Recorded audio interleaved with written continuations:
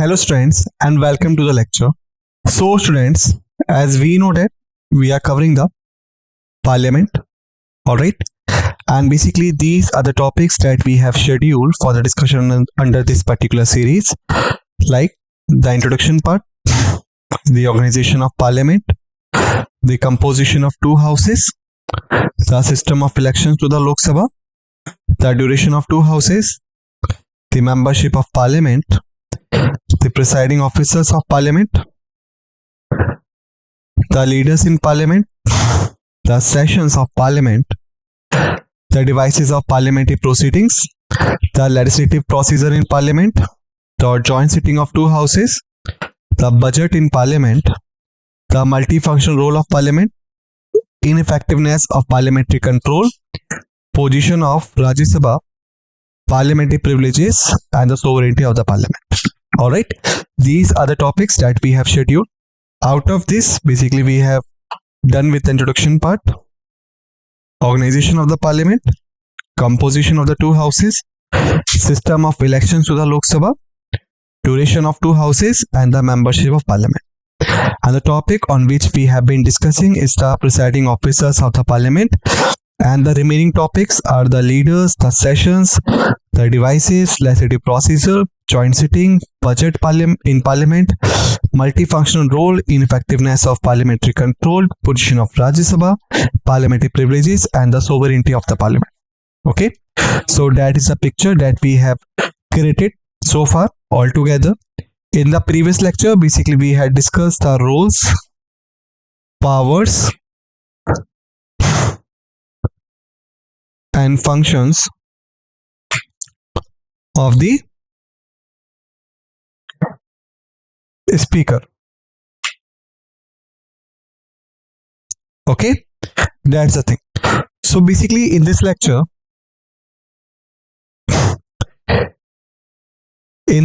we are going to see the one simple question, all right, which is that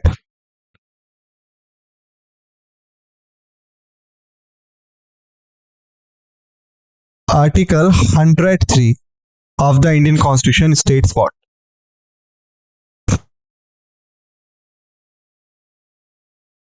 Okay, Article 103 of Indian Constitution states what?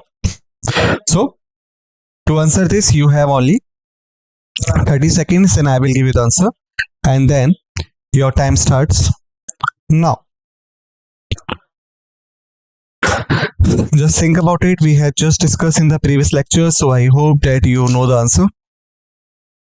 Okay, the 10 seconds have been passed off, last 20 seconds remaining.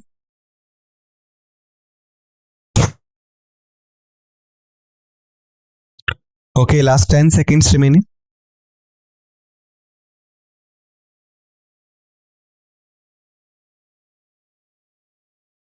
Alright, the time's up. So Article 103 of the Indian Constitution states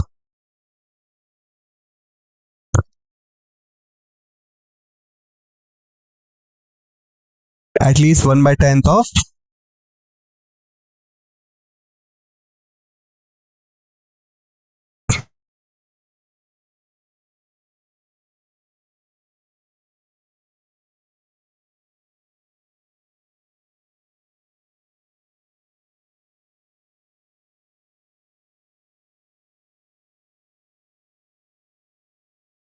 must be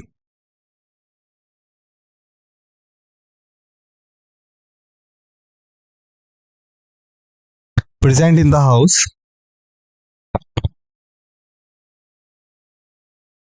for conduction of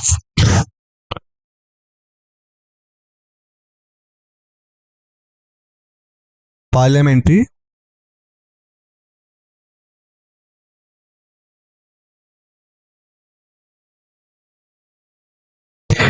proceedings in that House. Okay,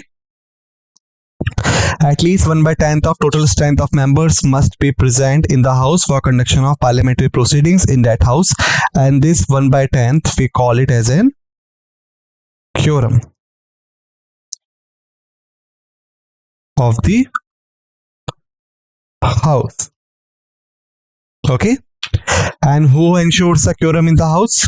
The Lok Sabha, the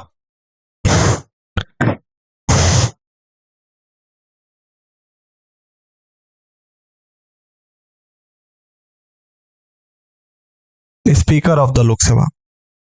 Alright, that's the thing. So basically we will start from where we had left.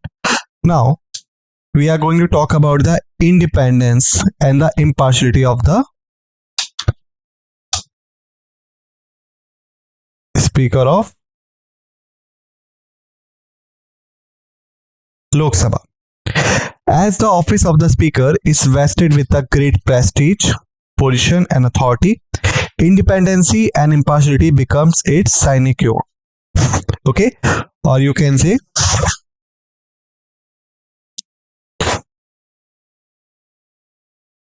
must be given. The following provisions are there to ensure the independency and the impartiality of the office of the Speaker.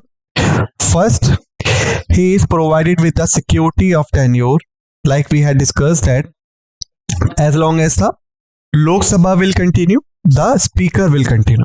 Okay, and even if the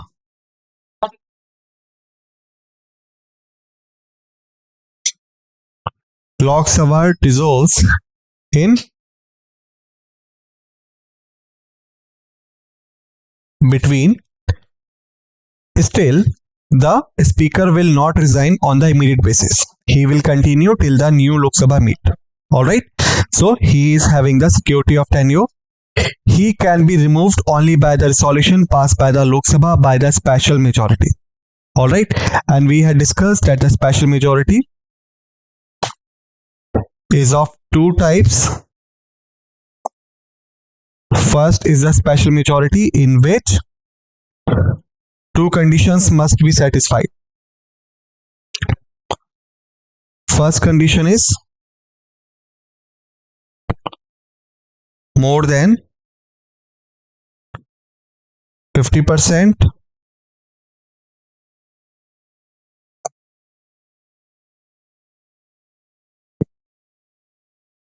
must be in favor, and 2/3 members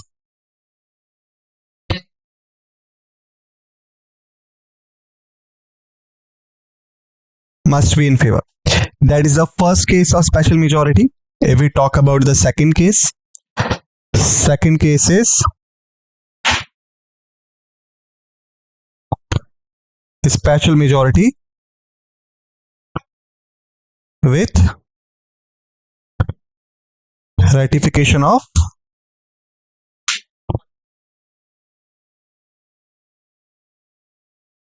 half of the states. Okay, so in such a cases the above two conditions will be there, like more than 50% must be in favor, 2/3 members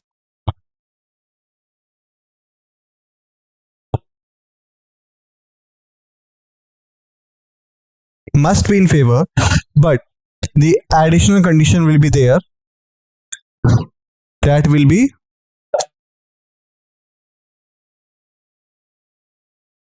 at least 14 states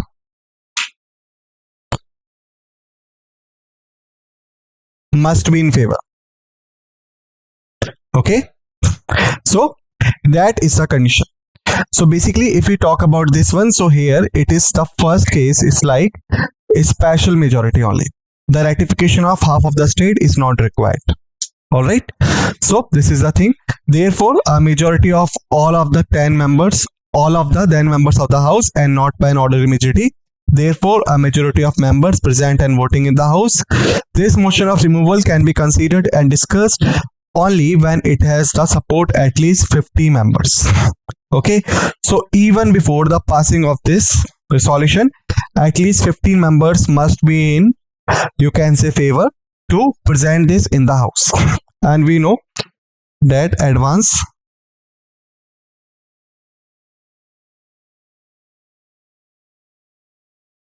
40 days notice must be given. Okay. Thereafter, his salaries and allowances are basically fixed by the parliament. Okay, they are charged on the consolidated fund of India, and thus they are not subject to the annual vote of the parliament. Like I had told you in the previous lectures also, like during the annual financial statement,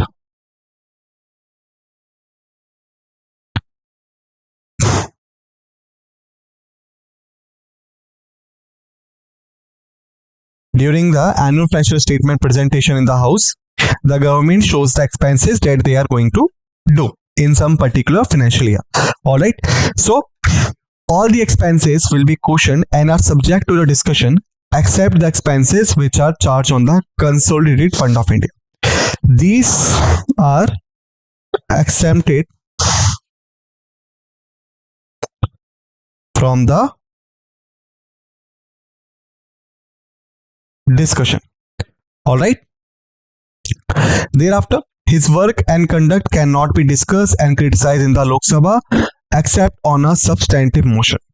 Okay, it means that a specific motion is required to pass in the Lok Sabha to discuss the work and the conduction of the speaker. Until or unless this kind of motion does not pass, the thing could not be discussed. His powers of regulating procedure or conducting business or maintaining orders in the house are not subject to the jurisdiction of any court. It means that it is exempted from judicial review so that he could work freely. He cannot vote in the first instance. I had told in the previous lecture also, he can only exercising a casting vote in the event of tie. This makes a position of speaker impartial. Okay, like we had discussed also, if in the house a certain bill has been presented and 50% members are in favor and 50% are in opposition, it means that there is a condition of tie, then the speaker could cast his vote. All right, and in whichever direction he will cast the vote, the direction will get the majority. All right, thereafter he is given a very high position in the order of precedence. He is placed at the 7th rank along with the Chief Justice of India. This means he has a higher rank than all cabinet ministers except the Prime Minister or the Deputy Prime Minister. All right. In Britain, the speaker is strictly a non-party man. Okay, he is a non-party man. There is a convention that the speaker has to resign from his party and remain political neutrally. Like we had discussed that basically he is selected from the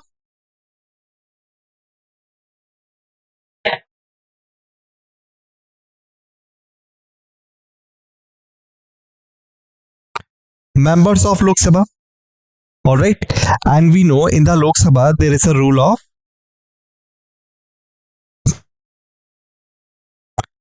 majority party rule, right? And this is basically powered by the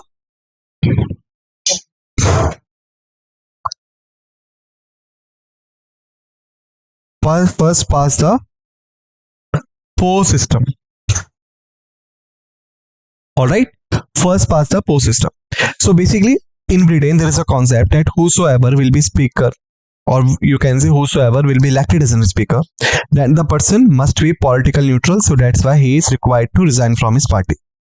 All right, suppose if he was elected to the house from the XYZ party and he elected as a speaker, so to remain on the position he must be resigned from his XYZ party. This healthy convention is not fully established in India, where the speaker does not resign from the membership of his party on his election to the exalted office. It means that if the speaker in India was belong to ABC party, okay, and he got elected as a speaker, even then he is not required to resign from his ABC party's membership. Okay, he could continue with it. So we can say that there are chances in India the speaker is not fully politically neutral.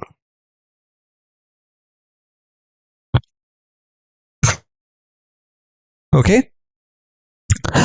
After finishing the speaker, who is the first presiding officers of the parliament, the next one is the deputy speaker of the Lok Sabha.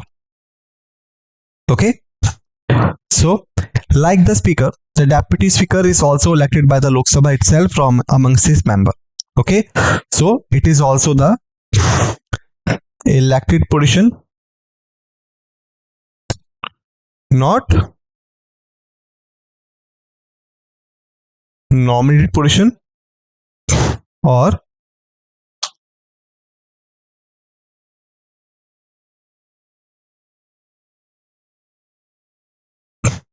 appointed position. All right. He is elected after the election of the speaker has taken place. Why? Because he is second in command.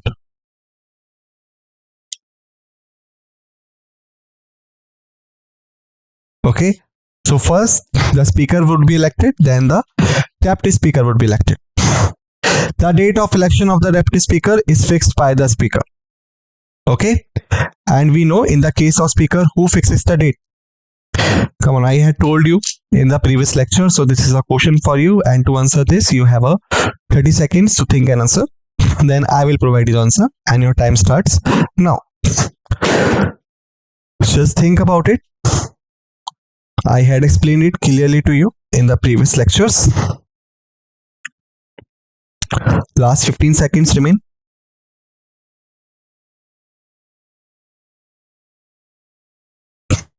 All right, the time's up. So basically, President of India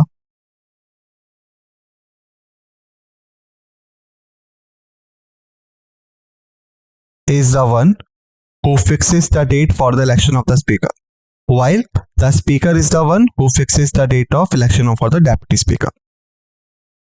Whenever the office of the deputy speaker falls vacant, the Lok Sabha elects another member to fill the vacancy. All right. Like the speaker, the deputy speaker remains in office usually during the life of the Lok Sabha. It means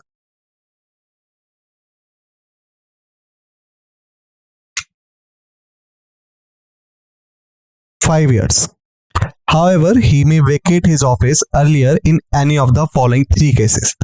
Like if he ceases to be a member of the Lok Sabha, so he could not hold the office. Why? Because the deputy speaker is also the member of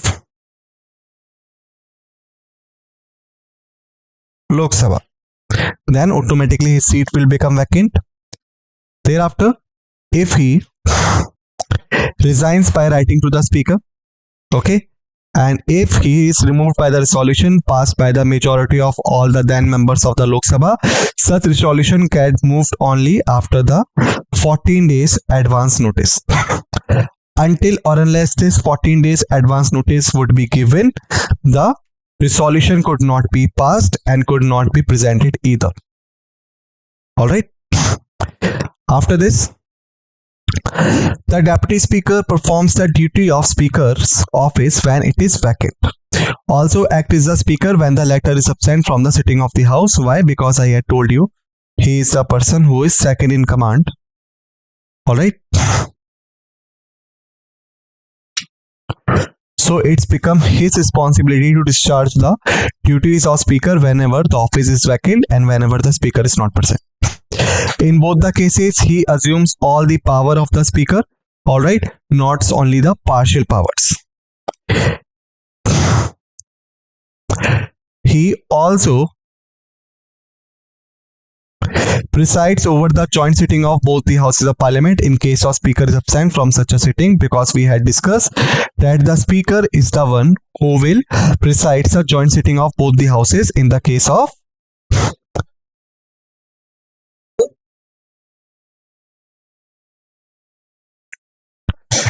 deadlock situation.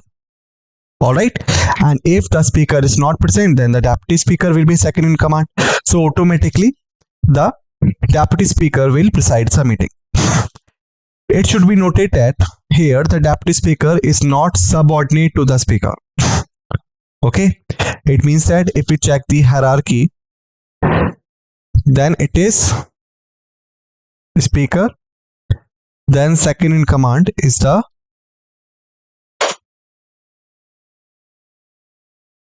deputy speaker, right? This is a situation. So this could not be done that the deputy speaker will become subordinate to the speaker. Instead of directed towards the speaker, he is responsible and directed towards the Lok Sabha. Alright. Thereafter, the deputy speaker has one special privilege. That is, whenever he is appointed as a member of parliamentary committee, he automatically becomes its chairman. Okay, while we had discussed that the speaker of the Lok Sabha could be chairman of 3 parliamentary committees,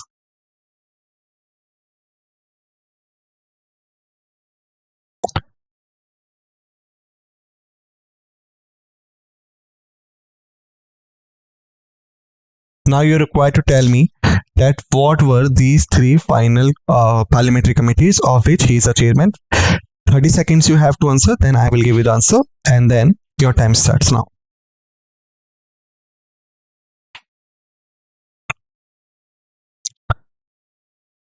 Ten seconds have been passed off, last 20 seconds are remaining.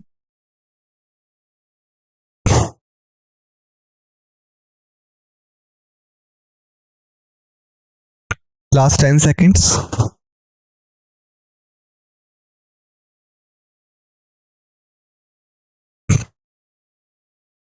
The time's up.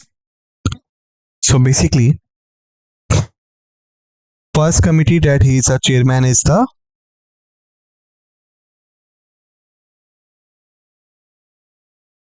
Business Advisory Committee. Second one is the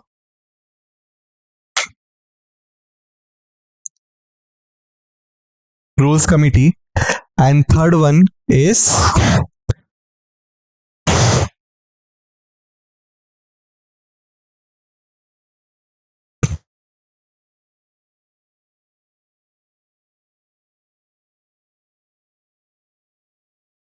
General Purpose Committee. Okay, so these are the 3 committees.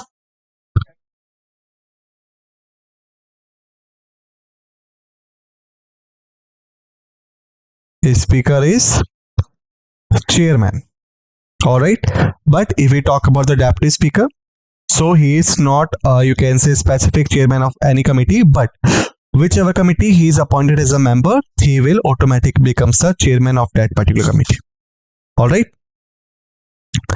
so like the speaker, the deputy speaker, while presiding over the house, cannot vote in the first instance. He can only exercise a vote, or you can say casting vote, in the case of tie. Alright, so we can say he is also not having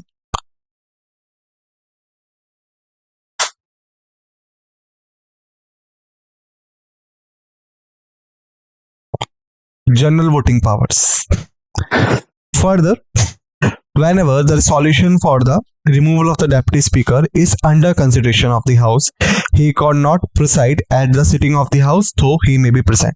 Same with the speaker, we had discussed that whenever the resolution for the removal of the speaker would be in the consideration, the speaker is not allowed to preside over the sitting of the house, even though he may be present. The same case apply here also.